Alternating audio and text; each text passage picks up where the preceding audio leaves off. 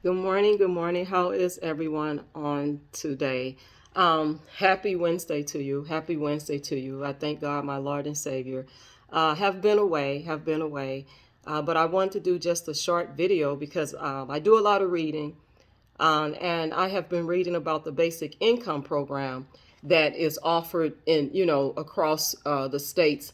And some of the states are Alaska, Birmingham, Chicago, Columbia, Durham, Georgia, Jacksonville, and Los Angeles, California. So there's a lot of the basic income program. And if you didn't know what the basic income program is, a universal basic income government program in which every adult citizen receives a set amount of money regularly. And the goals of the basic income program are to alleviate poverty and replace other needed based social programs that potentially require greater bureaucratic involvement. And when the government is involved, it's going to be a lot of bureaucratic bureaucracy going on when the government is involved. I mean, that's always been, and I don't think that's going to change.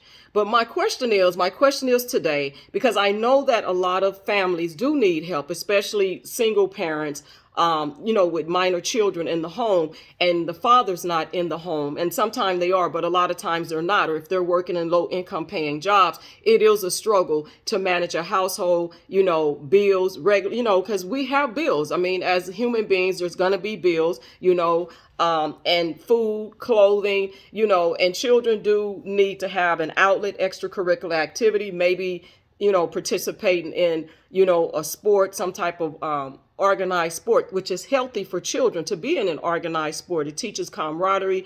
It teaches them integrity, character, builds character, how to get along with others, and so, so it's important to do that. But my question today is, they're offering these programs, especially to single parents. And I've seen a lot of black single parents. Let me be honest on that. I've seen a lot of the single mothers. I know there's other families out there. I think I've seen one other family, but mainly the stories I've read, most of the families they've showcased have been, they've even showed a black family, black mother and her children, or they have talked about it. So nevertheless, I do believe that it's more to just giving them a certain dollar amount every month for a certain period of time, because some of these programs are only 12 months. So what happens after the 12 months is up and the money stops? Or is the family going to be able to maintain a uh, better way of living with this extra money? Because most of them needed the money because they were struggling. And so were they able to save? Were they able to put $10, $15 away in a savings account for their child or children? Is these programs teaching anything outside of just giving money once a month for a certain period of time? And I asked this question because, and I'm gonna get to some other things, but I asked this question because, it's always put out there that, it's the black community that's struggling. They just want money and they just want reparations. And so they tend to put money out there, and that's supposed to be the end all. You know what I'm saying? That's supposed to solve every single problem in the book, every single problem outside of the book, every single problem in your family when they throw money at the black communities, the black family. But are they teaching things that can help them while they're extending this basic income, monthly income that's eventually going to end? It's going to be cut off. And I even read a story about, it was actually not a black family, but I read about one of the other families, and they said they felt, this particular parent, she said that she felt like they were robbing them. Like, how are they robbing you when you didn't have the money to begin with, and now they're going to take it away from you? So you feel like they're robbing you. And I had to question her level of thinking, because if you didn't have the money before, you have to be thankful and grateful for the fact the government is stepping in, but yet and still you're saying that it's like giving you something and then snatching, your footing up, a footing up under you. And it's like, but what were you doing? What are you doing to put money aside? Did you change things that you could do differently? Did you change your thought process on, this money that the government is giving you through these programs? What have you done to make some changes that will help you live in a more excellent way when this money runs out? I mean, like, are they teaching savings programs, investments? Where are the fathers in this picture? Because like most of the stories I read, and maybe one, because I don't want to be, dishonest about anything, but I think it was one story they mentioned a father, if I'm not mistaken. But most of the stories that they have talked about have been single parents. So my question is, they're throwing this money out, they're giving it to the families every month.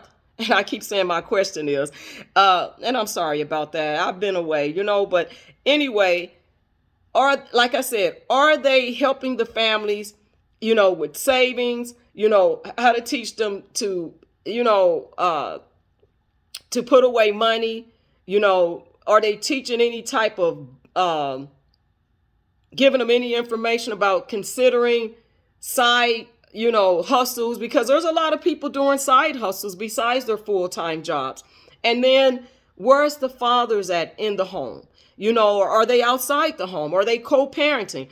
Is the father incarcerated? Does he have a high recidivism rate where he's going back and forth in the jail system? Or is he just not involved in the child's life? Or is he out of work? Or, has he went on and started a new family? Or is he just an absentee father?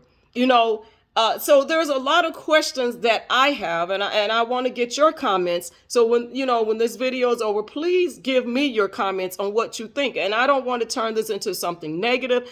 I really want to hear your thoughts on this, because I do have questions about what are they going to do after the money is out. And another thing, they don't address like birth control, family pre-planning. That's another thing. I saw where one lady was holding a newborn baby.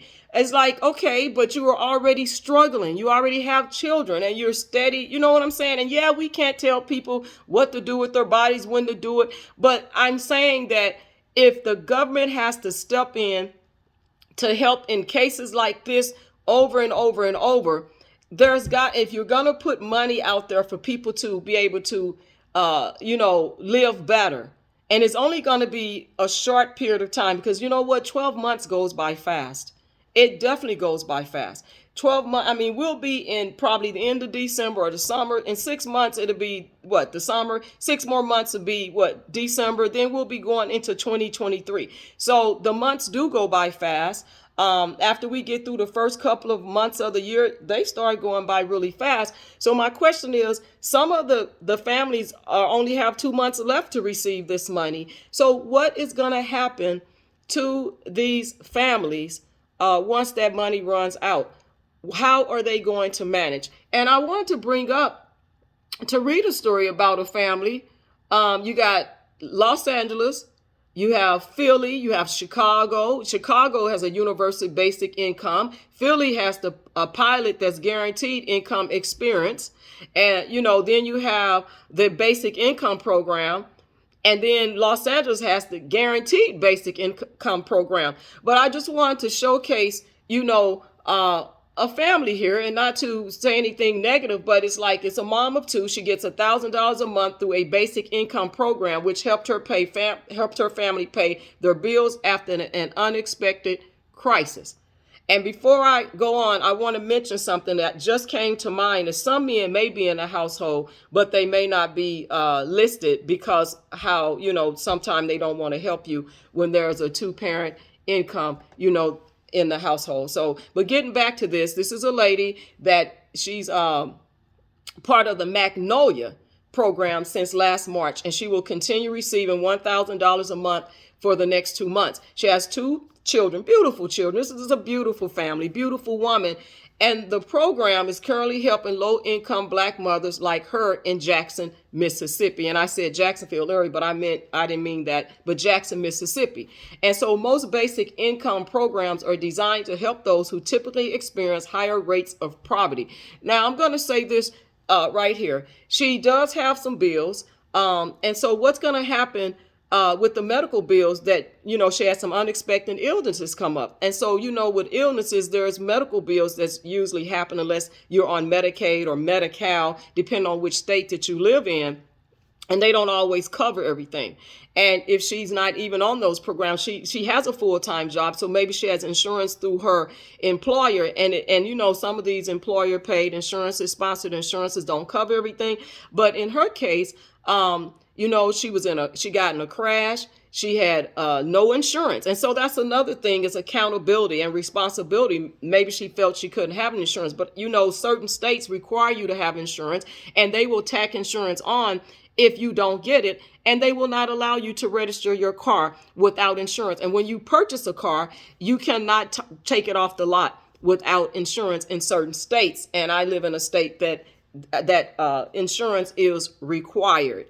Just even liability, but it's good to have uninsured motors. But she was in a crash. She's a 35-year-old woman. Her vehicle was totaled. So without the insurance, she had to pay for a new ride out of pocket. And she found herself paying for 2 cars, okay? Because she needed a car to get to work. She needed a car to go grocery shopping and to pick her kids up from school. That's difficult riding public transportation. And so it didn't leave her with a lot of other options. And again, I'm just saying they don't mention anything about the father being involved to help out. And men, if you are not taking care of your children, you have got to do better. You have got to change your life around, your way of thinking. You have got to do better to be a part of your children's life, whether you have money or not. And there's no need for you to run from child support. If the mother, have placed you on child support, stop running. If you laid down, you made those children with a woman, and I'm not specifically talking about this woman, but I'm talking about it, then take care of your children. It is your responsibility as well as the mother's responsibility to provide for your children. And even if you can't financially provide, what about being a positive influence role model in your children's life and not putting them in harm and danger? Because I'm telling you, there are so many babies being killed, so many Black men killing babies and their mothers and pregnant or not pregnant. And it's really a horrible situation going on right now. So many uncertain times right now that we are living in and facing. And so anyway, she qualified to be a participant in the Magnolia Mothers Trust. It's called the Magnolia Mothers Trust. It's a basic income program, like I said, out of Jackson, Mississippi, that provides $1,000 a month to 100. So they provided 100. I know the population is more than 100 there, but 100 low-income Black mothers for a year. See, that's what I was saying, 12 months. Some of them are for 12 months only, and it's funded by a combination of individual and institutional donors. And I remember reading something about some of the rich people that are well off, stated they wanted to help in some kind of way. So some of them actually, like in here, have donated to these particular programs or pilots, if you will, and they're helping that kind of way. And they didn't say who the rich individuals were, the wealthy or well off, but they said they wanted to do something. So I commend you for that. That's commendable.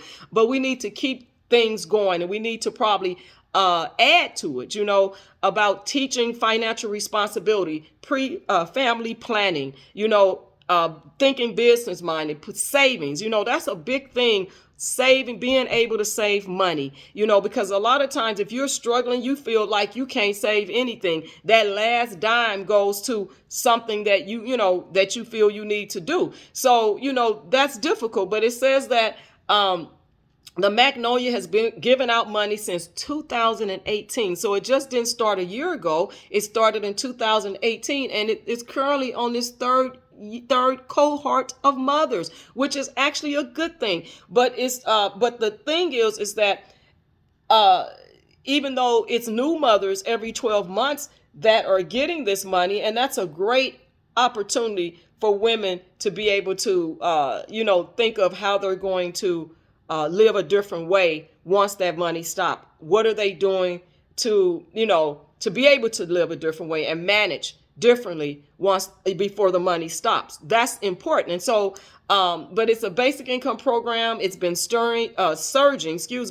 in the popularity over the past few years across the globe, which I've named, some of the states, and especially as the pandemic caused financial strain for many low-income households. So Insider reported, this is from Insider, that last month that there are at least 33 currently or recently active basic income programs throughout the U.S. And these basic income programs, they differ from the traditional welfare programs. This is not welfare, you all. This is assistance. It's a government program that was put in place. And I'm not sure if Magnolia is a nonprofit. They may be. I didn't look it up. I apologize, but it's a Magnolia's Mothers Trust is what it's called, and maybe that's just the name of it, But anyway, it differs from the traditional welfare program in that they come with no strings attached. So there's no strings attached is what it's saying. And recipients can do whatever they want with the money, and they don't have to report what they use it for. So we hope that they're using it for the right thing with children. You have small, minor children in the home. You're doing the right thing. You're making sure that your children are well taken care of while you're receiving this money. You're putting it to good use. And I'm going to get to the mother in here, the things that she says she's been able to do, and I commend her for that. But again, what's going to happen when that money runs out? So programs like Magnolia specifically target low-income members of groups that typically face financial hardship. California, for instance, provides funds for programs geared toward pregnant people and young adults transitioning out of the foster care system. And that's been a big thing here. In California, I do know where, you have children, transitioning out of the foster system in the state of California, and a lot of them wind up homeless. A lot of them wind up on drugs and getting into things that they shouldn't be in. And they've already had a traumatic childhood from being placed in foster care. And some of them have been in different foster care homes and been abused with their foster parents.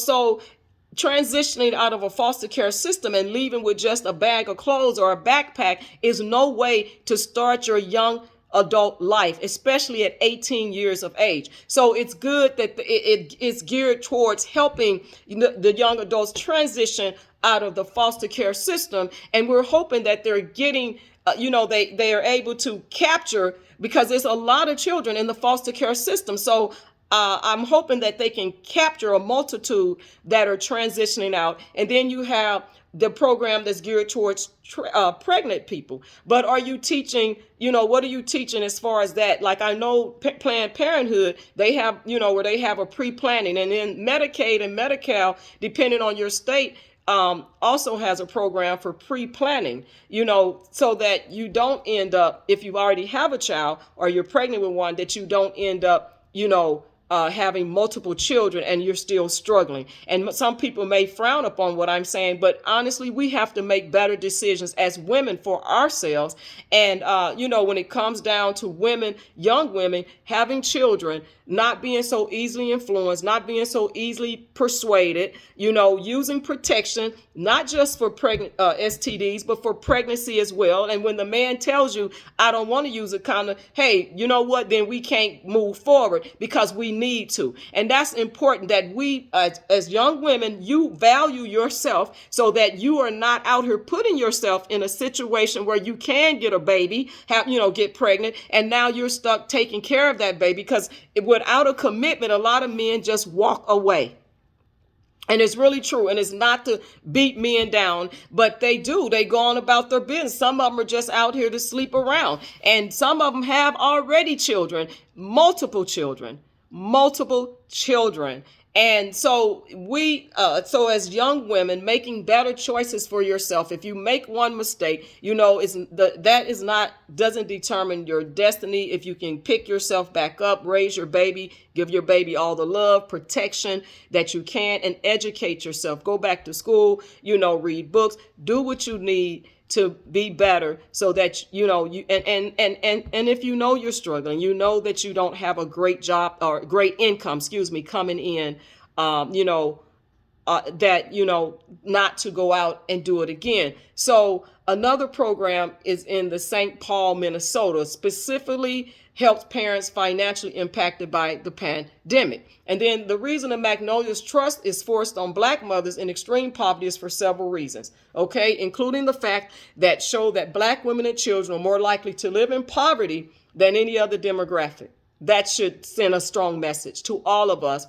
If you're working with children, you're working with young people, you're able to provide a mentorship to them.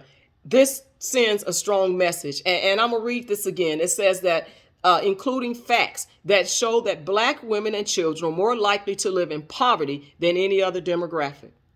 Any other demographic. And living in poverty has limited resources for a lot of families that are living in poverty. A lot of families, limited resources, getting a better job, transportation to get to that better job, if they can get it, the discrimination that goes and the biasness that goes with when you apply, you may have more experience, than that person, but guess who they wind up giving it to? A lot of times that happened. I've experienced it in my younger years. I went through that, but thank God, as my faith in Christ and just, being able to make good decisions, and being able to go back to school. I've been in school forever. I'm not currently in school right now. I graduated last year, thank the Lord, but I'm just telling you, it's been a journey, because you have to keep striving. You have to keep going. And even if you have pitfalls and hardships along the way, get back to it.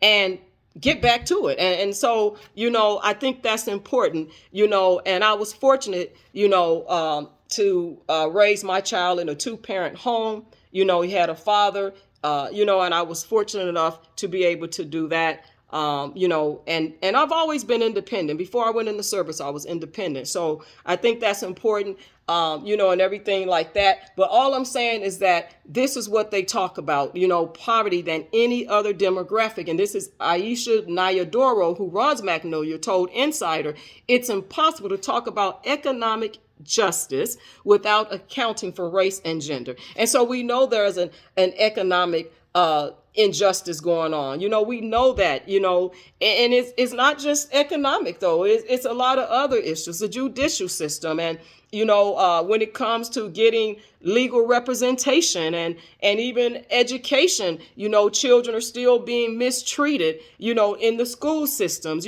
so we see a lot of different things. And yet so many of our economic policies fail to embody that. And that's so true. And that's why it's important for us to continue to have these discussions, to talk out, to put things on people's mind, to think more than just at a low level or surface level, but to think above that on what can we do and can we be used to help others, and can our testimony be used? It's always ask the question, what are you doing with your testimony that God has given you? And if God has given you a testimony, are you using it to help other people, to speak, on different platforms? And so in addition to helping her pay for her car, this woman said that the Magnolia funds helped her pay for rent, groceries, and supplies for her kids. And we know that school supplies can get very expensive. And so with my ministry, outreach ministry, we, help with school supplies. I mean, our backpacks, we had schools and parents that couldn't believe what we had in the backpacks, because they said that most children only get just a backpack and a pack of pencils or something. And the backpacks we provided had so much in it, even things that came up after the fact, like the index cards, and we even gave away Chromebooks, and printers. So we were pretty fortunate, to be able to do these things for the community, and it was really a good thing, and we were able to do it more than once. And so it's really a thing where what she's saying is that's good because children need school supplies. And Violet, she said, is also helping her tackle medical debt from previous health complications, but she still has $6,000 in medical bills. So once 2 months is up, How is she going to manage those outstanding medical bills? And yes, people do struggle, even having full-time jobs. People struggle. Yes, they do. And what she was listing her income as is $36,000 a year, which is more than what she had when she had a job for $30,000 a year. So she is moving up. And that's good news, and it's never enough to just be able to do everything on your own, even if you are financially able, as far as that. But what about the help of your children and raising them? So that still plays a factor. But like she said, the money is a big help. And so she has 2 months to go. She got her car, she was able to get a car after the accident, pay medical bills, and even pay for her son's youth football league, which is important for children to be able to have an outlet, and to be part of something. And it teaches them character. It builds character. Again, good sportsmanship, a lot of things, leadership, and it's, it gives them something to look forward to in their abilities. And I see that a lot, in the, we have a lot of parks. And so I see that a lot where children are, in these organized sports, and the parents are supportive and people come out to support. And that's so important, very important. And so she works in a local unemployment office. Can you believe that? A local unemployment office is where she works at, and she makes $36,000 a year. So it depends on your demographics, where you live, and the pay. And before that, she said she was working at a call center, and she was making $30,000, like I was saying.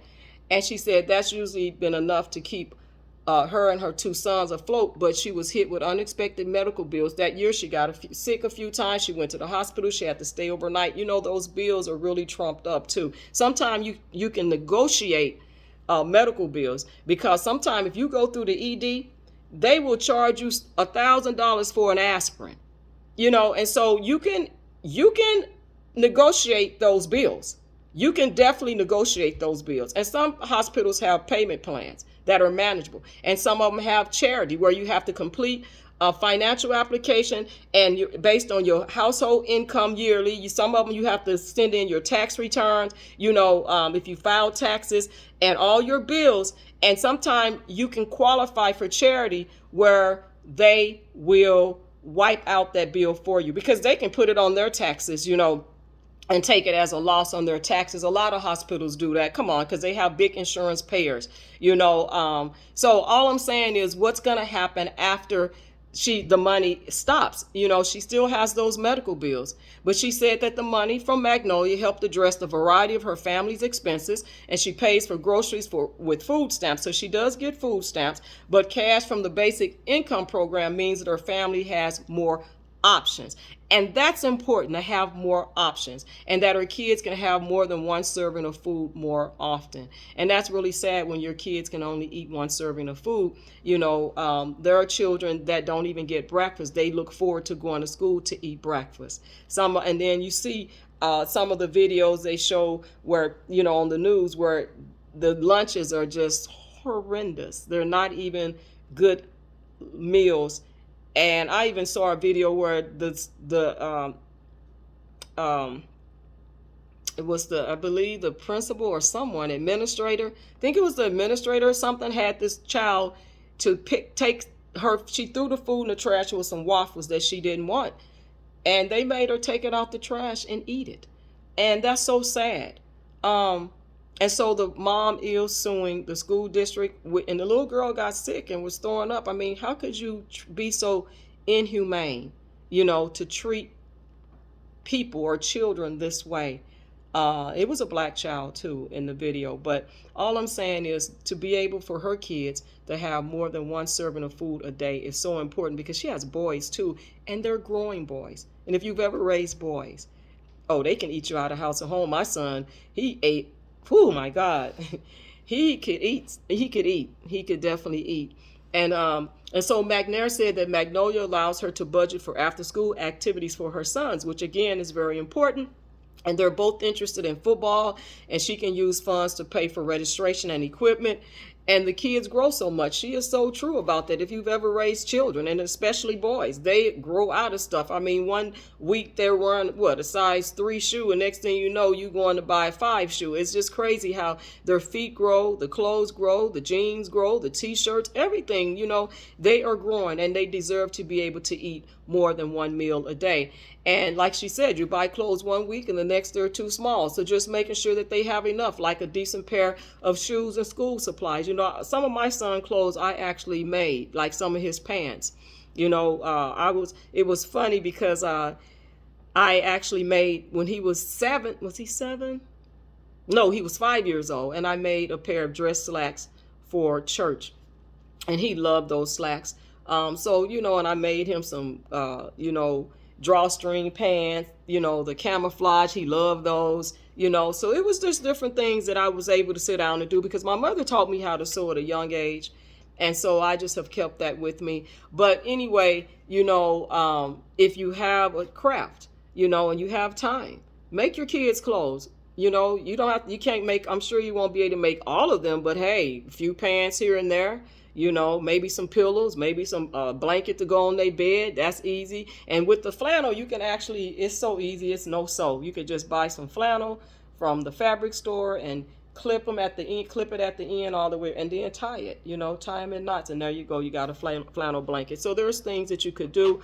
You can buy flat sheets, like the character sheets, flat sheets, and make curtains with them. It's all type of things that you could do, to make sure that you have things while you're still trying to raise your kids and you're going to work and you're doing a lot of things, but like she said, a decent pair of shoes and school supplies, the money goes a long way.